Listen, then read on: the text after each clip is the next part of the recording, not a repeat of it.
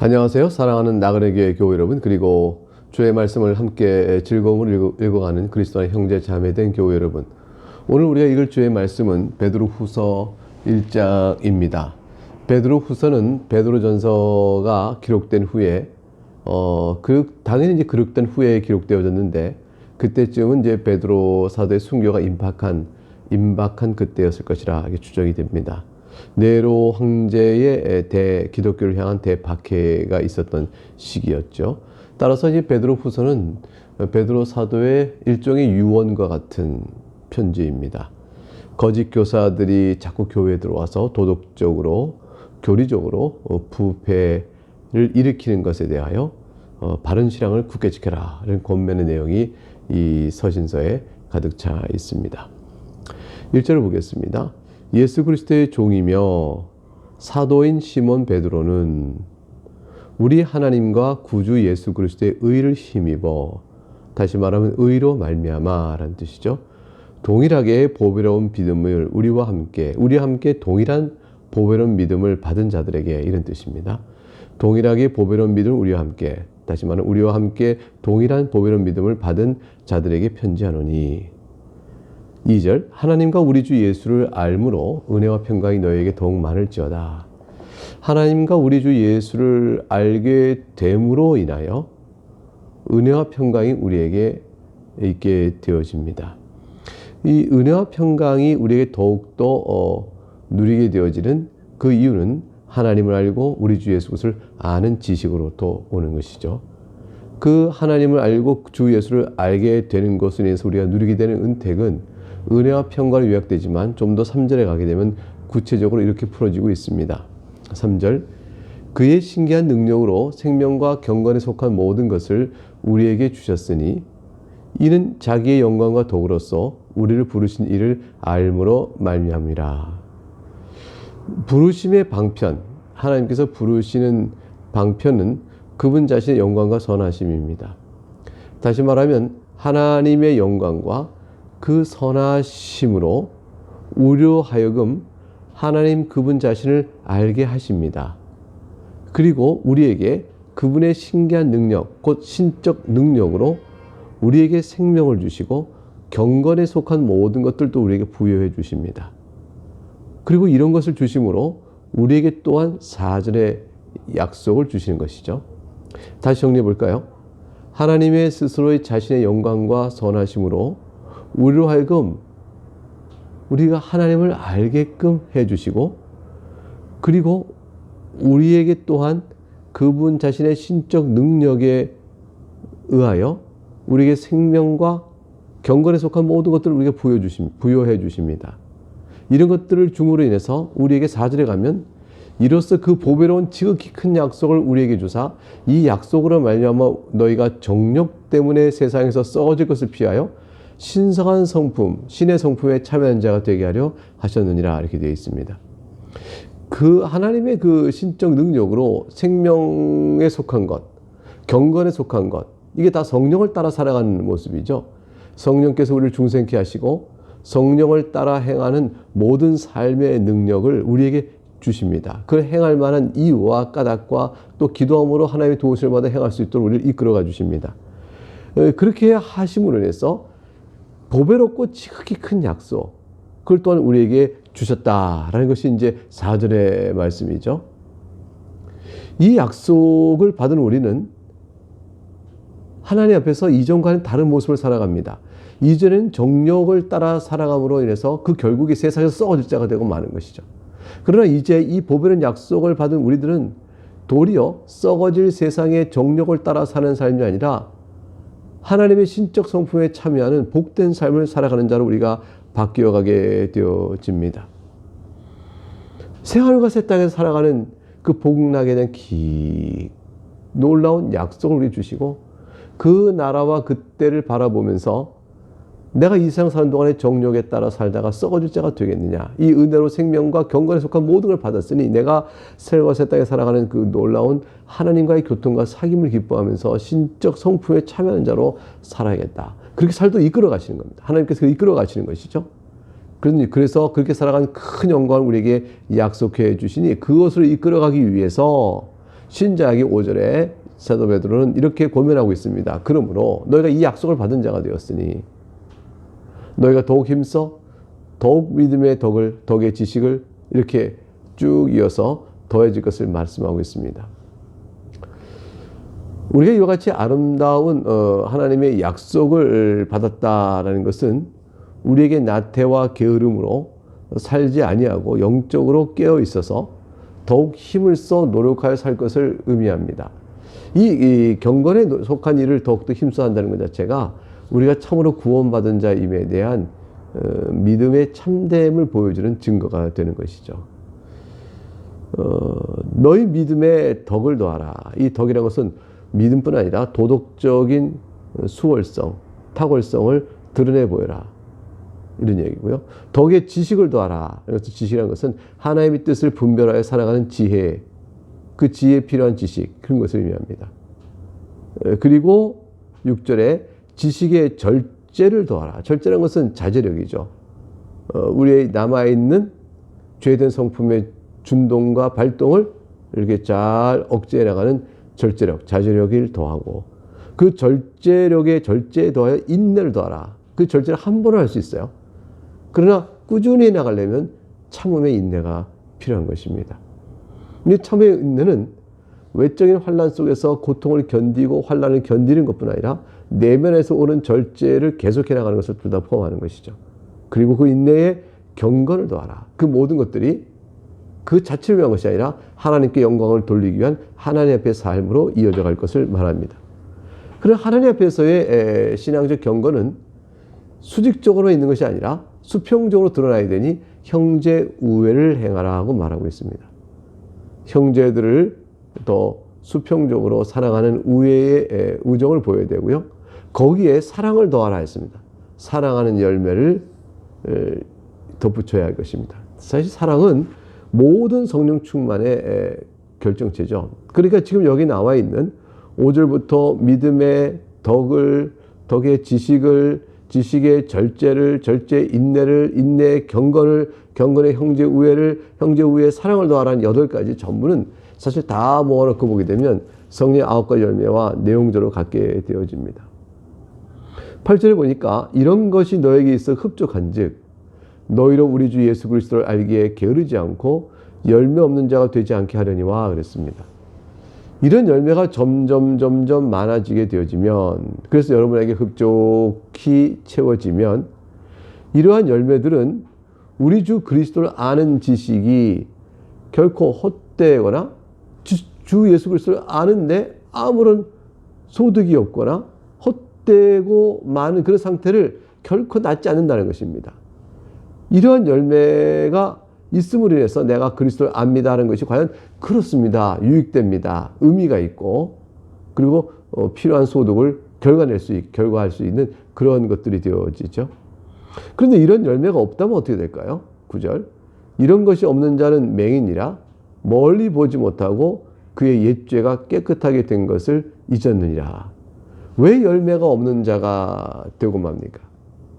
그러한 자는 맹인과 같기 때문입니다. 열매가 없는 자는 사실 맹인과 같아요. 왜 맹인이라고 비유했을까요? 멀리 보지 못하고, 즉 장래에 있을 새 하늘과 새 땅에서 누릴 신적 성품에 참여하는 영광된 모습을 미리 보지 못하니 맹인이고요. 약속된 미래가 어떤지 미리 보지 못하니 맹인이고요. 또 그의 옛죄가 깨끗하게 된 것을 잊었으니 맹인입니다. 자기가 그리스도 안에서 용서받은 자예요. 죄사함 받은 자라는 은혜를 망각해버리니 그 맹인입니다. 그래서 과거의 모든 범한 죄에 대한 용서를 받은 것도 못 봐서 맹인이요, 미래의 부르심의 영광도 못 보니 맹인이라, 그런 사람들은 그런 것을 다 보지 못하니 열매 없는 자라고 말할 것입니다. 열매 없는 자는 결국 이런 걸 못 보기 때문에 열매 없는 거죠. 그러나 성도가 어떻게 이런 것을 못 볼 수가 있겠느냐? 따라서 어떻게 열매가 없을 수 있겠느냐? 그러니까 마땅히 이런 열매를 잘 드러내요. 하나님 나라에 들어가는 백성으로서의 든든한 신앙의 기초를 든든히 해라 라고 10절에 사도 베드로께서 권하고 있습니다. 그러므로 형제들아 더욱 힘써 너희 부르심과 택하심을 굳게 하라. 너희가 이것을 행한 즉 언제든지 실족하지 아니하리라. 11절 같은 맥락 이어집니다. 이같이 하면 우리 주 곧 구주 예수 그리스도의 영원한 나라에 들어감을 넉넉히 너에게 주리라. 신앙의 나태를 경고하고 있는 것이죠. 성도가 마땅히 맺어야 하는 덕행을 행하지 않는 자들은 자신이 용서의 은혜요, 자신이 옛죄 범한 걸 모든 거 다 용서받았다는 사실을 깜빡 잊고 있는 자와 똑같아요. 망각하고 있는 자입니다. 성도가 어떻게 그럴 수가 있죠? 진실한 성도라면 그럴 수가 없습니다. 그 믿음이 진실되다면 그럴 수가 없습니다. 진실된 성도는 은혜를 더욱더 힘써 기억하고 또 힘써 감사하며 그리하여 우리를 부르시고 택하신 하나님의 사랑에 반응하게 되어 있는 것입니다. 그리하면 절대로 말이죠. 신자인 양 겉모양을 나타내 보였다가 속으로는 믿지 않고 하나님의 은혜 앞에 반응도 하지 않은 채 있다가 결국은 하나님 나라에 합당치 않은 자로 드러나게 되는 일이, 그런 일이 참신자에게 절대로 없는 것입니다. 참신자는 결국 부르심과 택하심을 굳게 해가는 자연스러운 내적 반응이 나옵니다. 이것은 이렇게 함으로써 하나님 나라에 실족치 않고 들어간다는 뜻이 아니라 거기에 합당한 자는 이런 부르심과 택하심을 굳게 해나가는 그런 일들이 자기 안에서 더 확실하고 분명하게 자원하는 마음으로 이루어지는 역사를 경험하게 되는 겁니다. 그러므로 인해서 자기 안에서 참신자로서의 열매를 맺는 모습을 잘 이루게 되어지고 하나님 나라에 들어가는 자로서의 합당한 자임을 증거받게 되는 것이죠. 베드로는 그래서 이것을 너희가 이것을 행한 즉 언제든지 실족하지 아니하라고 권면하고 있습니다.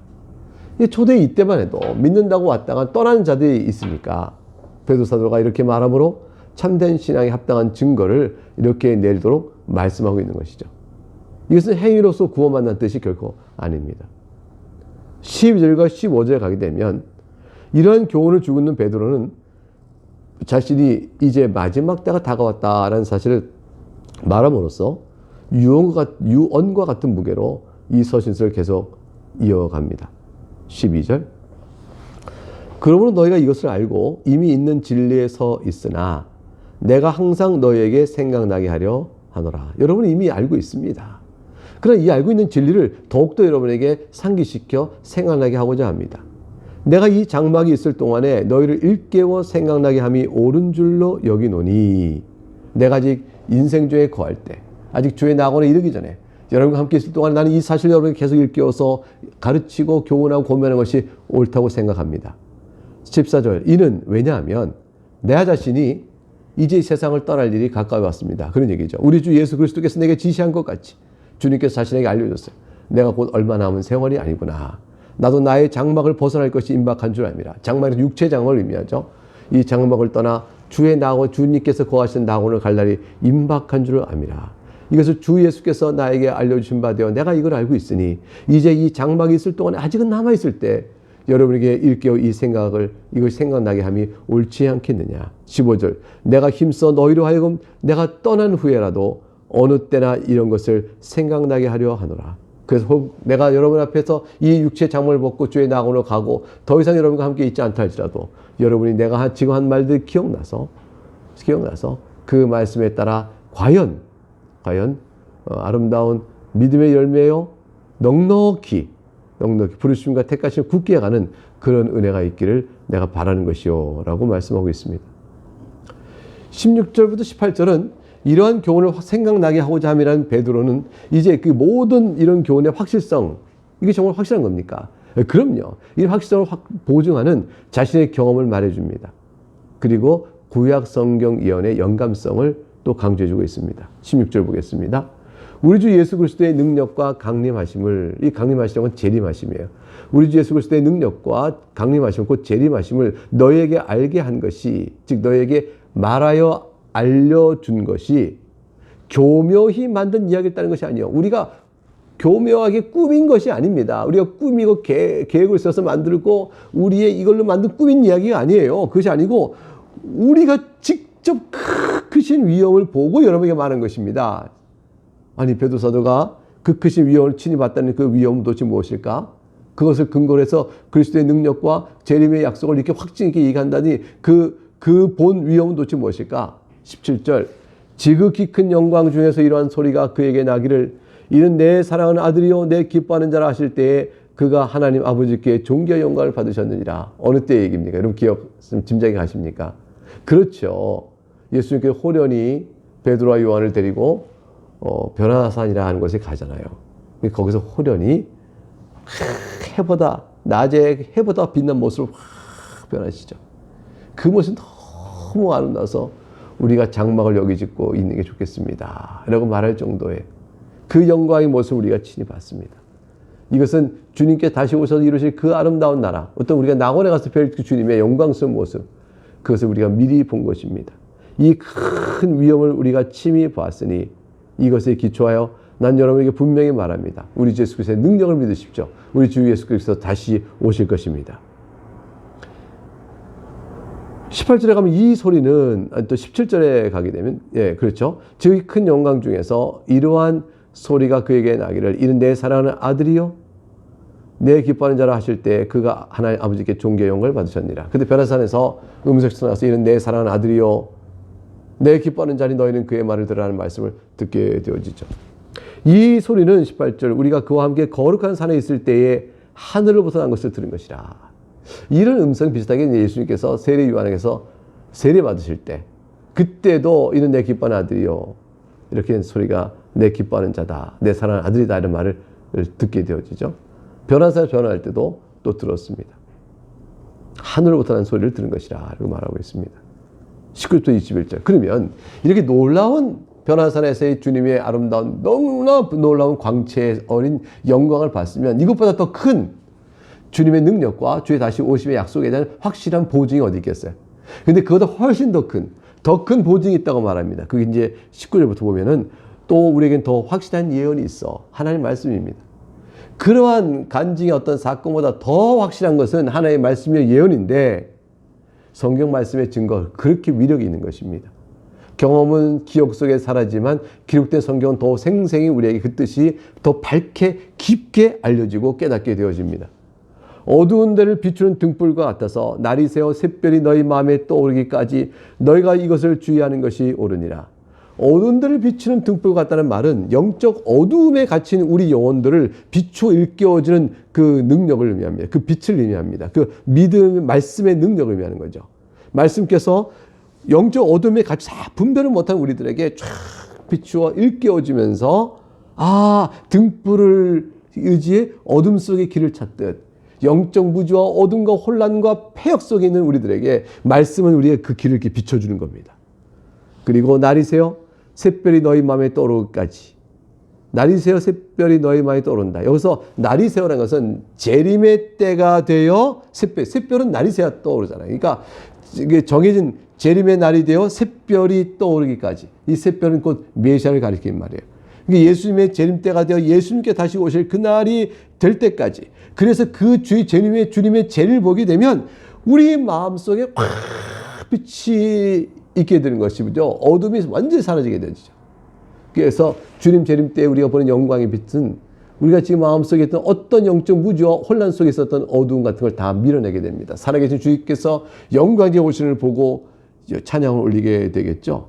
그런 일이 있을 때까지는 우리는 지금 말씀을 의지하여 이 어둠 속에서 빛된 등불을 의지해 가는데 따라서 이 말씀을 온전하고 바르게 해석하는 일이 매우 신중하다. 그런 얘기를 말씀해 줍니다. 그래서 너희가 이것을 주의하는 것이 옳으니라. 20절 먼저 할 것은 뭘 주의할까요? 성경의 모든 예언은 사서에 풀 것이 아니니 21절 예언은 언제든지 사람이 뜻서 낸 것이 아니요 오직 성령의 감동하심을 받은 사람들이 하나님께 받아 말한 것입니다. 그래서 삼가 주의할 것은 성경의 말씀을 빛으로 삼아 영적 무지와 어둠에서 우리가 벗어나게 되어지는데 그 성경의 예언을 함부로 사사로이 홀로 주장하며 독단에 빠져 해석하지 말아라는 것이죠. 사사로이 풀 것이 아닌 것은 우리가 성경의 명료성에 비추어 누구라도 읽으면 복음의 기본 지식을 안다는 사실 부정하는 것이 아니고 당연히 그래요. 그런데 성경의 해석이 까다로운 부분 또 이건 어떻게 된 것일까 잘 모르는 모호한 부분 이런 모호한 부분이 있을 때는 임의로 이건 이럴 것이라고 해석해 내면 안 되고 공적인 해석에 도움을 받아야 됩니다. 그 공적인 해석의 도움이라는 것은 성령의 감동을 받아서 성령으로 말미암아 영감되어 쓰여진 글의 의미를 파악해 나가는 과정이요. 그 과정 속에 성경을 신학적이고 문법적으로 해석해 하는 그런 일들이 다 필요하게 되어지죠. 그래서 성경을 임의로 풀 것이 아니요 성령의 감동을 하심을 받아 말씀된 것이므로 성령 하나님의 인도에 따라서 성경의 참된 저자인 하나님의 말씀을 해석해야 한다는 것을 말씀해 주고 있습니다. 이와 같이 성경은 실로 우리에게 어둠 속에 빛을 비춰주는 놀라운 확증된 사실인데 이것에 대한 확실한 예언의 보증성은 우리가 그렇게 놀랍게 보는 변화산에서의 변화된 예수님의 영광을 보는 것보다 더 확실하다라는 놀라운 말씀을 보고 있습니다. 우리는 예수님을 친히 뵙지 못했고요. 또 예수님의 영광 중에 다 나타난 모습을 보지도 못했기 때문에 그걸 봤다면 내 믿음이 흔들리지 않을 거야 라고 말하지만 그렇지 않고 더 확실한 예언이 여러분 앞에 펼쳐 있는 성경을 통해서 증거받고 있습니다.